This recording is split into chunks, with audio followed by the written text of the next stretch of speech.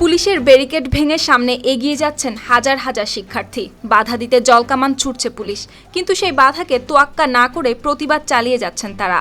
নিয়োগ পরীক্ষায় অনিয়মের অভিযোগে ভারতের ঝাড়খণ্ডে এবার সরাসরি বিধানসভা ঘেরাও করতে রাস্তায় নেমেছেন চাকরি প্রত্যাশী ও শিক্ষার্থীরা। সোমবার সকাল থেকে ঝাড়খণ্ডের রাজধানী রাঁচিতে শুরু হয় এই বিধানসভা ঘেরাও কর্মসূচি। জেপিএসসি ও জেএসএসসির নিয়োগ পরীক্ষায় অনিয়মের অভিযোগ তুলে আন্দোলনে নামেন হাজারো শিক্ষার্থী ও চাকরি প্রত্যাশীরা। আন্দোলনকারীদের ঠেকাতে বিধানসভার দিকে যাওয়ার পথে কয়েক স্তরের ব্যারিকেড বসায় পুলিশ। মোতায়েন করা হয় বিপুল সংখ্যক নিরাপত্তা কর্মী। কিন্তু ওল্ড অ্যাসেম্বলি ভবনের কাছে পৌঁছানোর পর একের পর এক ব্যারিকেড ভেঙে নিউ অ্যাসেম্বলির দিকে এগিয়ে যেতে থাকেন বিক্ষোভকারীরা। এক পর্যায়ে পরিস্থিতি নিয়ন্ত্রণে জলকামান ব্যবহার করে পুলিশ, তবে তাতেও আন্দোলনকারীদের পুরোপুরি থামানো যায় না। জলকামানের মধ্যে অনেককে স্লোগান ও প্রতিবাদ চালিয়ে যেতে দেখা যায়। আন্দোলনকারীদের অন্যতম দাবি 14তম জেপিএসসি পরীক্ষা ও জেএসএসসি সিজিএল পরীক্ষা বাতিল করতে হবে।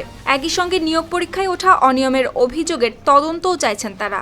এর আগে আন্দোলনকারীদের সঙ্গে সরকারের আলোচনা হলেও কোনো সমাধান না আসায় এবার সরাসরি বিধানসভা ঘেরাওয়ের কর্মসূচি দেওয়া হয়। সব মিলিয়ে নিয়োগ পরীক্ষায় অনিয়মের অভিযোগ ঘিরে দীর্ঘদিনের ছাত্র চাকরি প্রত্যাশীদের ক্ষোভ এবার পৌঁছে গেছে সরাসরি ঝাড়খণ্ড বিধানসভার দুয়ারে। ব্যারিকেড আর জলকামানের মুখেও আন্দোলনকারীরা পিছু না হটায় উত্তপ্ত হয়ে উঠেছে রাঁচি। সুপ্তি রায়, RTV।